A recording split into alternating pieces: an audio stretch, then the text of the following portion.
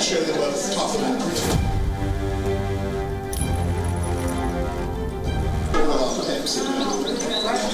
No, you bunch of miserable bankster cartel stooges. The reason Vladimir Putin is kicking your ass has got nothing to do with his muscles. Here's something you should know about Vladimir Putin. People don't know, but Vladimir Putin has a PhD in energy economics. And I didn't know that. Yeah. That might explain why he's kicking their ass in the energy war. The dude's got a PhD in energy economics. Who knew? I didn't. Did you? Let's hear more. Energy is a complicated subject, so that Putin probably knows more about energy and commodities than all the leaders of NATO put together. The bankster cabal. Just take a good look at them, because they've been outsmarted by this guy Vladimir Putin, and outsmarted by the Russians, not just Vladimir. They remind me of, you know, where there's always this one dude in school who's really, really sharp. And then there's these no-hope second-raters who have nothing else to do but sit around sniggering at the one achiever. That's what's going on here. That's what these people are, second-raters. And they're going down, they're finished, it's over. The whole thing, it's over. The New World Order, it's over. This G7. I remember the days when it used to be G8. In fact, I remember them too damn well. G8 indeed. Dawn of the G8 New World Order. When Russia was on board. And I wrote that back when I set up breakfornews.com 10th of June 2004. About the fact that the United Nations had just rubber-stamped a new Iraqi puppet government, complete with a CIA-sponsored Iraqi president and a US ambassador with a blind spot about death squads. And back then, the G8 summit, at the time, with Russia on board, had announced a 50,000 strong global peacekeeping force aimed first at Africa. And they simultaneously set up something they called the Broader Middle East and North Africa, US CENTCOM. I mean, these were dangerous times. And that G8 was flourishing. I mean, at the time also, they announced a fast-track program for an AIDS vaccine. And I wrote that this was smokescreen for covert population control by means of contaminated vaccines. This is back in 2004. So that's what the G8 were at, with their partnership, helping to create a world peacekeeping force. Dark days indeed in 2004, in June. And that was even before the apocalypse in Fallujah. Now the globalist dream is dead. Half the people sitting at this table are politically extinct soon, hobbled, ineffective, or soon to exit, stooges for a bankster cartel, a military-industrial complex empowered global bankster cartel which hoped to take everything over, and now all that's over because the rest of the planet has made a break for it. And the rest of the planet has won its independence. Did anybody notice, while these people were joking as well, that the St. Petersburg Business Conference, the International Business Conference, which was addressed by Vladimir Putin, that he announced, among many other things, that the BRICS group is considering launching a new international reserve currency to rival the dollar and the euro. Game over. The whole core of the globalist dream was that the Bank of International Settlements, the grey suits behind the scenes, would always manage things appropriately as one cohesive, globalist, all-encompassing control structure seeded out of the Anglo-American establishment in Washington and London, and using the financial apparatus of London as a vehicle and a mechanism. That's over. With that announcement almost unreported by Vladimir Putin, signaling stuff I've been talking about for the last few months since this conflict started, about the BRICS nations and how they're breaking free. Signaling that they're breaking free completely. And this isn't just about the BRICS versus the Anglo-American establishment. What's been going on in the last few weeks should be giving you good heart all round, because it's been about far more than that. It's also been about the state retaining and regaining power of the financial apparatus to serve the people. The Central Bank of Russia, who do you think that's serving? Is it serving an agenda at the moment determined by the IMF, World Bank, Bank of International Settlements? No. The Central Bank is serving the interests of the people of Russia at the direction of the Parliament and leaders. The same is going on in other BRICS central bank areas. They're breaking free, and not only of the banker control globally, but also of banker control in general. Because technologically, with the capacity to implement blockchain systems, they can exchange with each other internationally, entirely bypassing the banking system. They don't need it. And they're redefining the nature of the state and its sovereign wealth.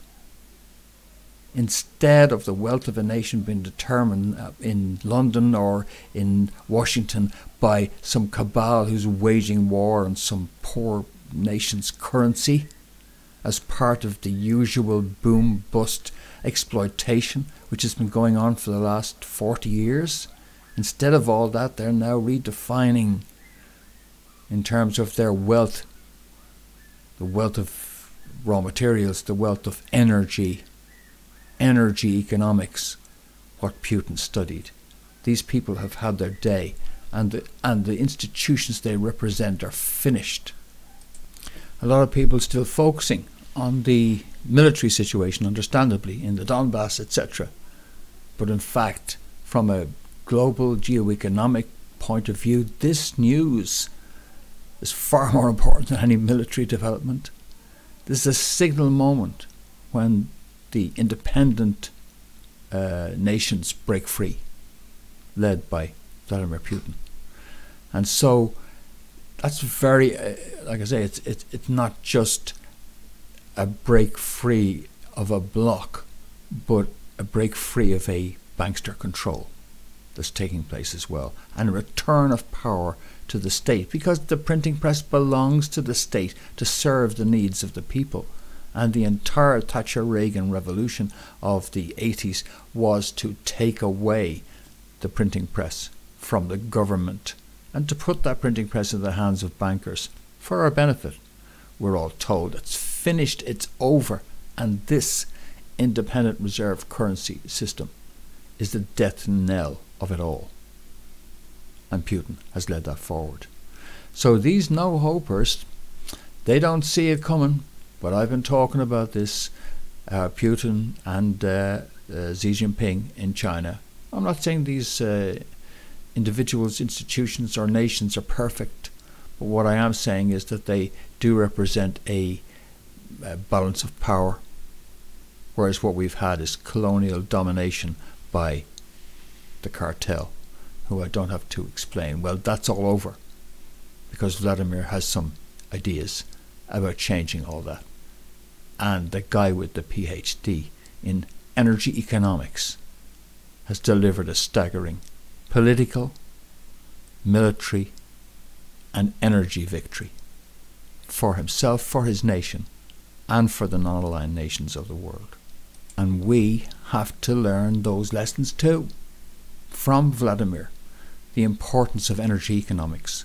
Have to learn how it's time to nuke this entire corporate fake astroturf green agenda, this green utopia, absolute BS. Because we have been led into an energy vacuum. This is the death of the green movement, and it's time to put the stake through the proverbial heart of that vampire, which is actually sought to leech off and bloodsuck off the people of Germany in particular, to hobble Germany economically with an energy policy which abandoned both nuclear and coal. In pursuit of what? In pursuit of dubious corporate-funded science, alleging that something that's entirely beneficial for the planet is somehow harmful for it. All that's over. Not just because people don't want to hear about green extra costs on top of the additional extra costs they're dealing with already. Not just because of that, but because we simply can't afford the excesses of our dalliance with so-called new energy systems, because they're inefficient, ineffective, and the internal combustion engine has a long way to go, along with various hybrid technologies. But most important of all is to dismantle and end this avoidance of nuclear as a viable energy source. It was propagandized that there was danger to it, and dangers that did exist were exploited. But there is a new future with the new energy dynamics. Vladimir is onto it, and we need to get onto it in the West as well. Here's key central banker Christine Lagarde, the president of the ECB, the central bank for the euro. And she's desperate now. We're observing fossilflation, not greenflation. She's wailing. Decarbonisation in the energy sector can cause rising prices in the medium term, but it can lower inflation in the long term. That's why green innovation is key. It's key, it's good for you. Fortunately, people are waking up to nuclear and the benefits of nuclear. A survey just earlier this month found that support for development of nuclear technology is 72% of people agreeing that that's a very good idea. So, as I say, huge support there already. And, you know, those technologies are in use in the EU, where 26% of electricity comes from nuclear already, particularly in France, Slovakia, Hungary, Bulgaria, Belgium, etc. So why has there been such a big downer on nuclear?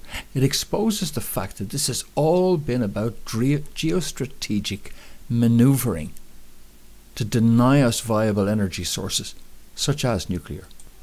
After World War II, the nations represented by some of the individuals at this table sat around such a table, and in their Bretton Woods agreement they set up the dollar as the king and established the financial architecture which has ruled since the end of World War II. Well, that's over. Now, a new world is dawning, and it's been led, spearheaded by Vladimir Putin. Vladimir Putin, a guy who I told you about some months ago when this whole thing started. Vladimir Putin, the Gazprom geezer. Well, he's gone on to do astonishing things, spearheading on behalf of the planet this new era. It's over, and it's time for us all to embrace a world which is no longer ruled by the New World Order, because it's falling apart as we speak, due in no small measure to this guy. Alright, I'll be back with more on this and developments as we head into a future for a change, and I hope you join me for that. But in the meantime, for breakfornews.com, this has been Fintan Dunn reporting. See you soon. Thanks.